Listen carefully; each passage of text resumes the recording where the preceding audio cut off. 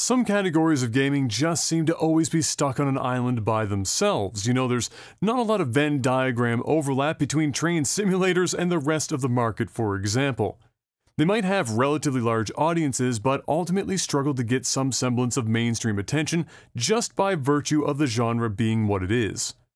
Racing games, at least if we're not talking about something like Mario Kart or the far superior Diddy Kong Racing, often fall into this category. Obviously, the more simulation-heavy titles fit this bill, but even many arcade racers have had a harder time getting the attention of those outside of their core audience.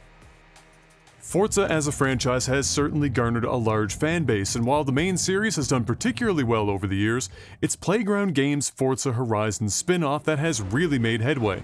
In fact, it's done so well that an argument could be made that it has dethroned Forza Motorsport as the main series of the franchise.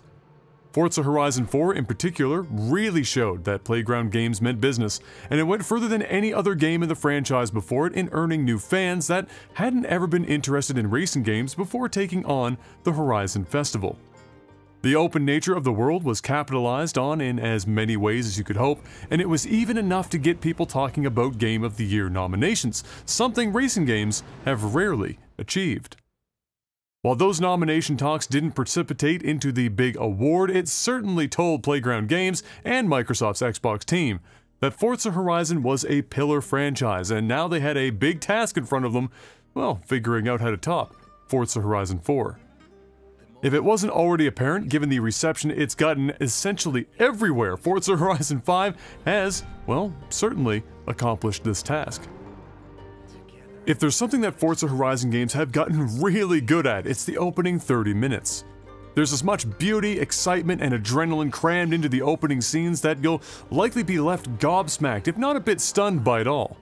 In the era of reaction videos on YouTube and live streaming, I've greatly enjoyed watching how people take in the opening minutes of FH5, especially when they've not played a game in the series previously. The joy in the faces of players as they are airdropped out of a cargo plane onto the slopes of a volcano is visceral and contagious. It's one of those shared experiences in games that make you appreciate the game itself even more, and what's almost as impressive is just how well Playground Games has managed to carry that experience across the rest of the game. Forza Horizon 5 at its core is an open-world arcade racing game like those that came before it. Horizon is a celebration of cars, racing, and the culture of the location in which the event is taking place, and you're the superstar at the center of it all. This time around, the Horizon Festival has set up shop in Mexico, and you'll get to explore and experience the various beautiful biomes and locales the country has to offer. From gorgeous beaches to dense jungles, mountainous volcanic regions, colorful cityscapes, and more, Forza Horizon 5 gives you a serious variety of locations to explore and race across. The types of races, too, have great variety that you'd expect in an open-world racer, and will have you on circuits, cross-country sprints, off-road mud diving, drag racing, street racing, and sometimes a combination of a few.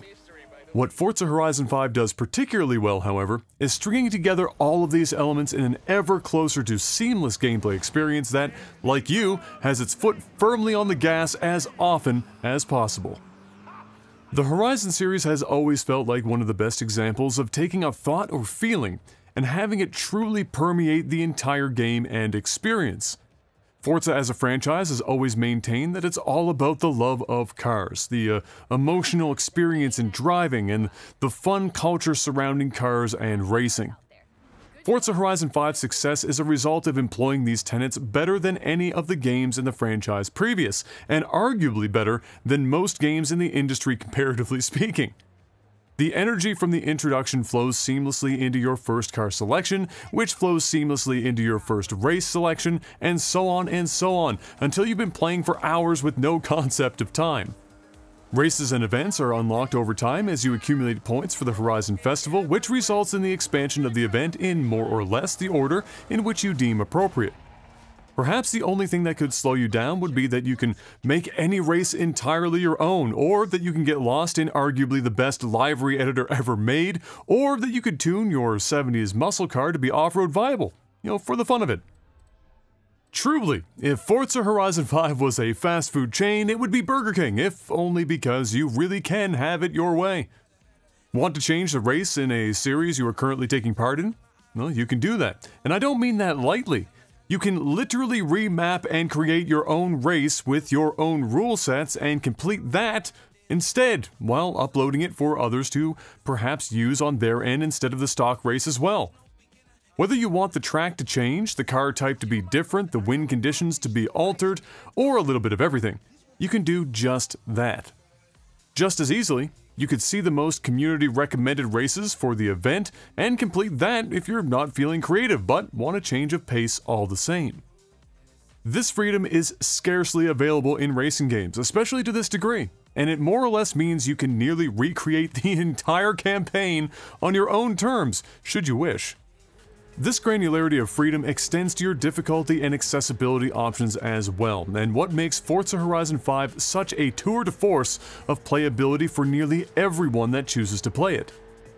This goes far beyond the now famed driving line that shows you where to point your car and when to put on the brakes. Want to turn a few knobs to make it a bit more simcade? Go ahead. Want to back off on all those knobs and make it purely arcade with less driving challenges? Well, you can do that too. Want to slow down the entire game's speed so that you have more time to react? That's possible. The team is even working on an option to have a sign language interpreter overlaid on the screen during cutscenes for the hearing impaired who prefer it versus text alone to get a better feel for emotions and inflection in the dialogue. Whether you're new to racing in its entirety and need some training wheels, or you have other special circumstances that require a helping hand now and then, the team at Playground Games are doing more than most to make Forza Horizon 5 a game you can enjoy in your own way and at your own pace.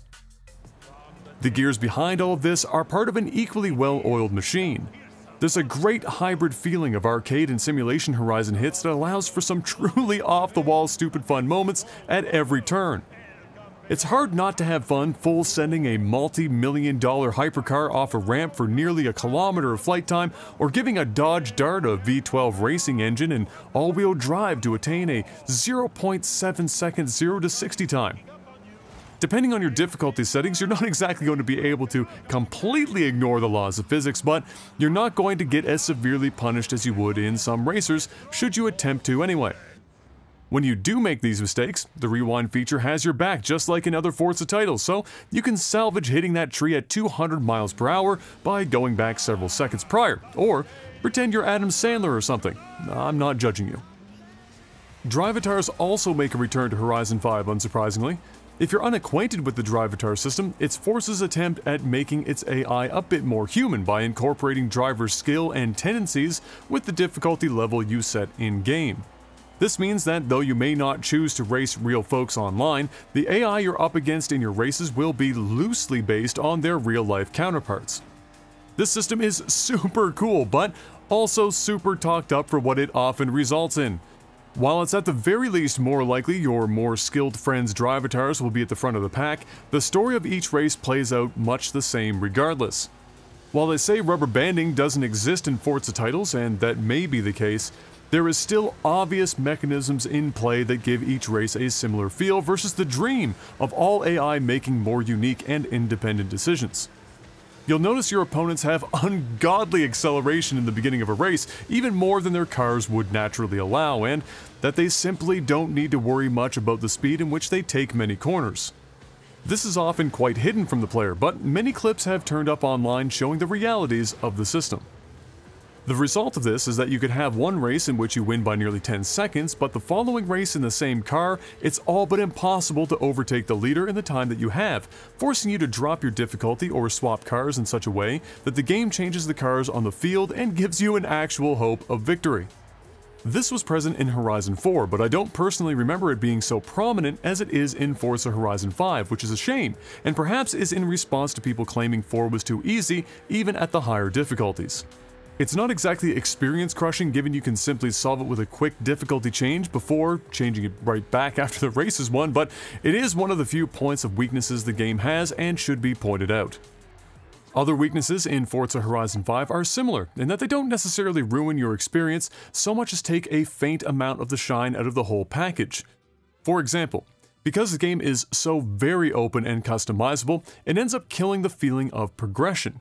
Credits are easily earned whether by wins or by wheel spins, which means that you're getting into whatever car you want pretty early on. Buying houses is trivial for similar reasons, aside from one or two truly expensive properties, and you aren't required to even finish much if any of the story missions to move things forward. I understand that they're doing their very best to get out of the way and simply provide a loosely controlled sandbox for you to go to town in, but I'd still like there to be some semblance of progression that makes you feel like a part of the Horizon Festival. As it stands, it just feels like the festival is happening where you just so happen to be racing at the time. You get great and entertaining quips and updates from the various radio hosts as well as in cutscenes when you eventually choose to take part in the story missions, but nothing particularly structured in a way that makes you feel as connected to the festival as the other characters would make you out to be. Forza Horizon 5 isn't without its bugs either. While I only played on the PC via the Microsoft Store and can't comment on the console side of things, there are certainly some kinks that had been worked out and some that continue to be worked on. Thankfully, nothing in my many hours of playtime in which I all but 100% completed the content available from launch proved more than a mild inconvenience. The most frequent crash to desktop that I always got revolved around doing something within Forza Vista or modifying a car.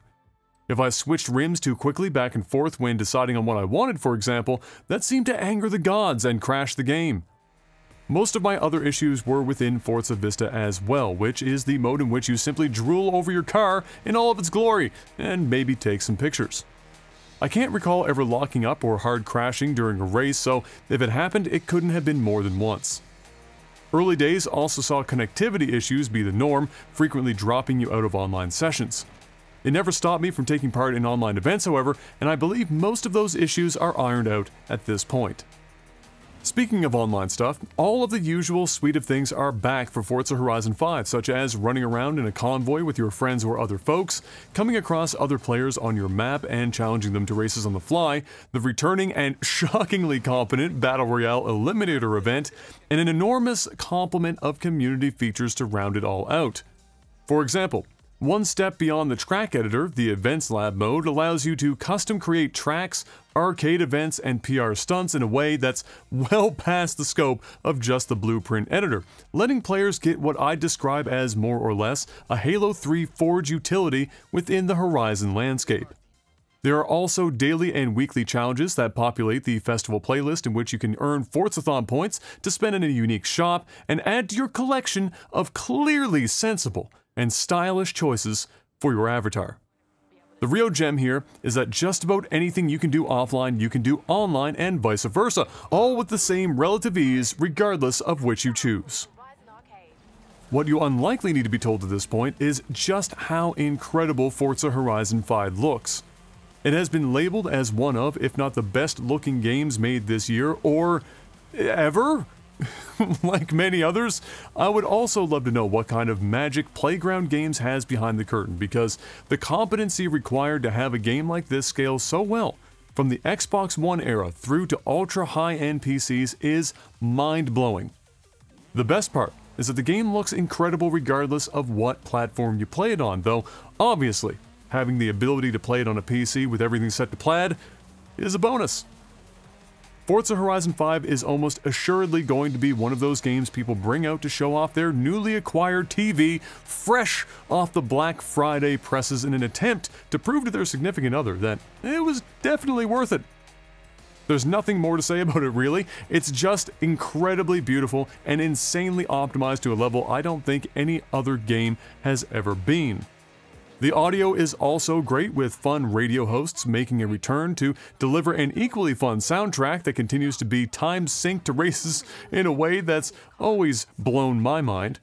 My only nitpick would be that the voiceovers sometimes get lost in the mix, despite their best efforts to duck the rest of the audio to let them come through more clearly.